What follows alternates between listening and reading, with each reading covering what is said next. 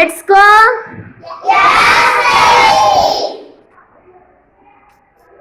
நான் தாமதமாக வந்ததற்கு மன்னிக்கவும்.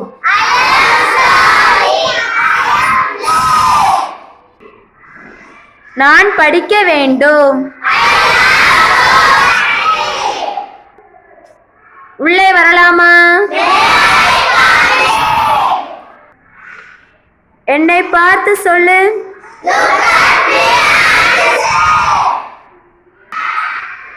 இதை எடுக்கலாமா? இது உனக்காக தான். வெளியே காத்திரு.